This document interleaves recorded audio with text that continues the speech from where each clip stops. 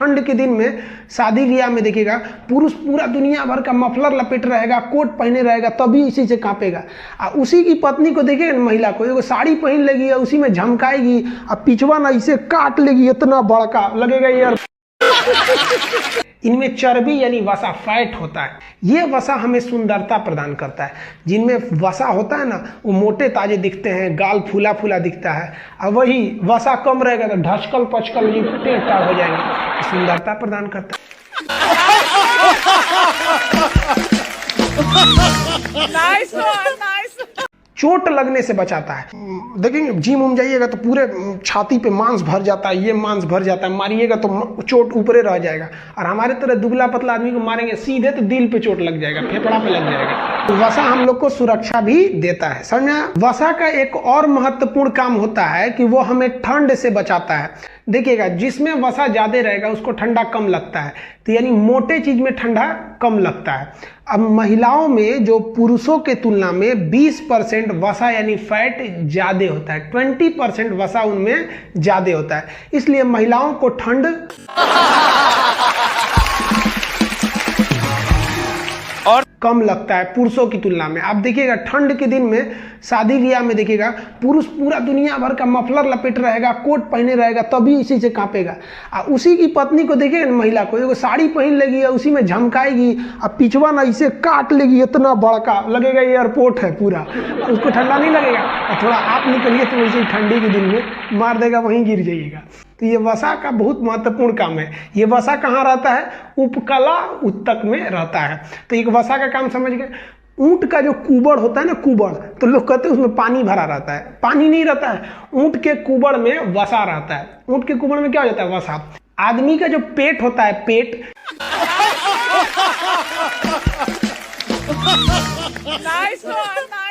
ये पेट जो होता है इसमें खाना थोड़ी भरा रहता है, वसा भर जाता है। देखिए जिसका तोन निकल जाता है उनमें क्या होता है? वसा भर जाता है। मेरा भी निकल रहा है थोड़ा थोड़ा। तो देखिएगा जिनका पेट निकला है ना, वो बेचारे 10 दिन से भी भूखे रहेंगे ना तो उनका पेट निकला ही रहेगा, क्योंकि उनमें क्या भर जाता है? वसा भर जाता है। महिलाएं अपने पति को शॉर्टकट में बुलाती हैं एजी। एजी का मतलब क्या था? अबे गधा। अगर आपकी पत्नी आपको बुलाए ना एजी माने अरे गधा, सुनो जी, सुनबे गधा, ये सब शॉर्टकट है उन लोग का, ध्यान दीजिएगा इस सब पे। बोल प्रियंका चोपड़ा जिंदाबाद। प्रियंका चोपड़ा जिंदाबाद। अब बोल कटरीना कैफ जिंदाबाद। कटरीना कैफ जिंदाबाद।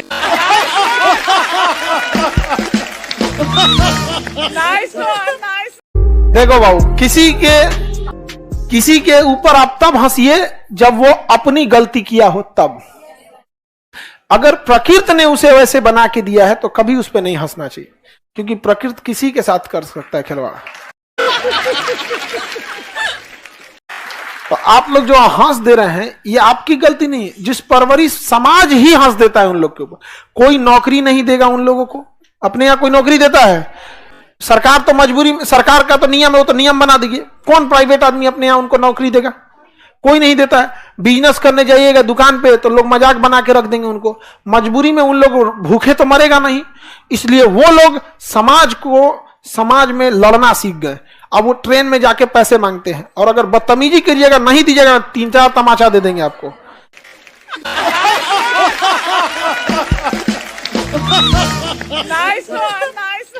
कहेंगे ये तो नौकरी करने नहीं दिया, बिजनेस किए तो खिलवाड़ बना दिया यहाँ पे, अब आओ यहाँ पे। या किसी के यहाँ बच्चा चाहता है, जन्म लेता है तो आते हैं लोग, खुशी से लोग दान देते हैं यहाँ पर। उनका जीवन कितना टफ हो गया कि नहीं हो गया यहाँ पे। भारत सरकार को ऐसे ही लोगों को पकड़ के 100-200 का ग्रुप बना के एक पूरी फौज बनानी चाहिए। और जो पुरुष दहेज ले ब्याह करने, नियम बना दो कि 1 महीना इसके घर के सामने डेरा डाल के सरापे सब।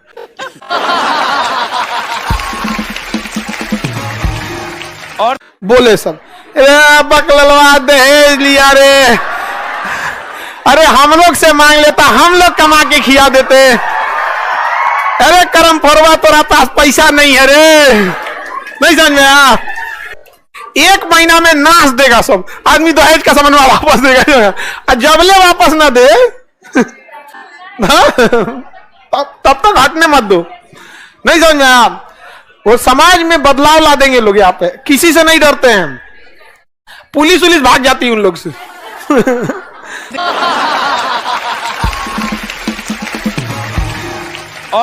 और उन पे कानून बड़ी सख्ती से लगता है ना, वहां पे समझ में आ रहा है कि नहीं आ रहा है, बहुत टफ कानून लगता है उन लोग के ऊपर यहाँ।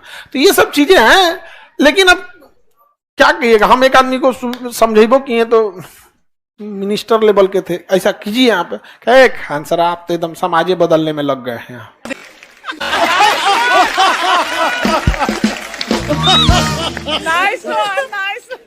देख रहे हैं इलेक्शन सर पे, हम कहें ठीक भैया हमको लगा कि इन लोग का ध्यान नहीं है सब पे। हमारे हाथ में रहे दहेज ना, तो दहेज तो बहुत छोटी चीज हो जाती है, लोग ब्याह से डरने लगेंगे। दहेज पे कानून इतना सख्त बन जाएगा ना कि लोग ब्याह से डरेंगे, समझ गया। रिश्ता तय कराएंगे ना तो सीसीटीवी कैमरा लगा के देखिए भैया हम दहेज नहीं ना ले रहे हैं, कसम खा के बोलते हैं यहाँ पे, लिखिए दहेज नहीं ना ले रहे हैं। इतना टफ कानून बन जाए ना कि लोग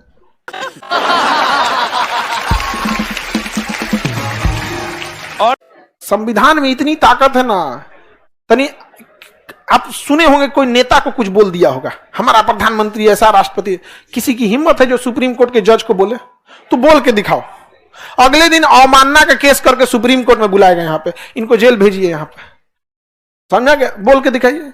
कानून में वो ताकत होनी चाहिए यहाँ में। कानून अगर सख्त नहीं है ना तो लोग खिलवाड़ बना देंगे उसको यहाँ पर। और जब वो पैसा बचेगा तो आप लोग के किस में खर्चा होगा, एजुकेशन में।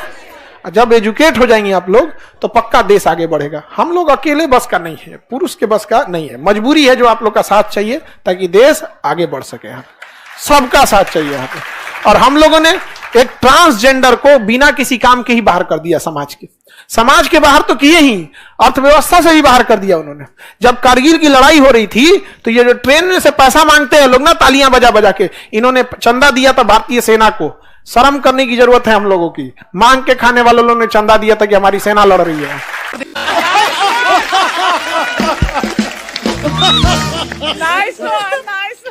आप सोचिए कितना इन लोग के अंदर, लेकिन क्या कीजिएगा, समाज है। जब आप अभी क्या है ना कि आप लोग अपने लिए लड़ रहे हो कि कई नौकरी हो जाए, सेटल्ड हो जाए, एक समय आएगा आपकी नौकरी हो चुकी रहेगी, परिवार सेटल हो चुका रहेगा, तब आप एक बड़े पैमाने पे समाज को देखेंगे ना तो रोना आ जाएगा आपको इस समाज को देख के कि किस लिए हम जी रहे हैं। जानवर हम में बस फर्क ये है कि वो दो टाइम मांग के खाने रखते हैं, हम लोग बैकअप में रखे हुए हैं। बहुत ज्यादा का डिफरेंस है, अभी भी समाज में उतना नहीं देखने को। कोई किसी को लूट के करे, किसी की समस्या से हमें कोई फर्क नहीं पड़ता है। जब विडंबना हो गई यहाँ पर।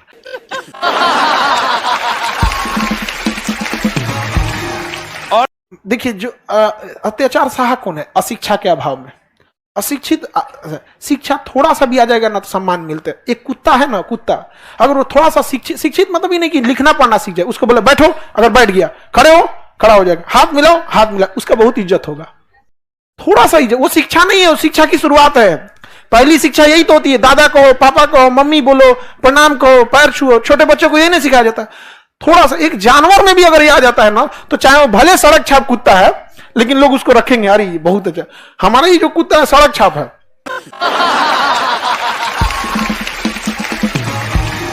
और सड़क एकदम यहाँ पे है लेकिन ठीक से रहता है एकदम, मतलब बाकी लोगों से जैसा भी रहे हमसे ठीक से रहता है। तो जब वो छोटा था ना, एकदम छोटा था, तो उसको तौलिया में लपेट के, ठंडी का दिन रहता था, हीटर, हम कभी हीटर उटर में नहीं सोते क्योंकि हमको मेरा मानना है कि नेचर हमें जो फल देता है खाने के लिए वो हमारे लिए बहुत है। जिस सीजन में जो फल है, जिस सीजन में जो सब्जी है और जिस सीजन का मौसम है उसे हमें हल्का सा झेलना चाहिए। गर्मी में पसीना ना आए, एसी लगा के रह जाएंगे, धीरे धीरे इम्यून सिस्टम गड़बड़ा जाएगा।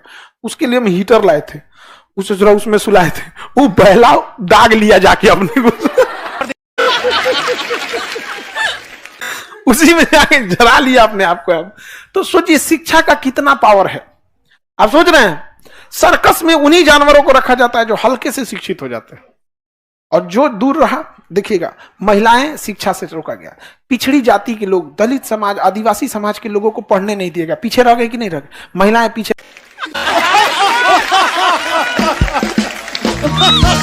Nice one, nice.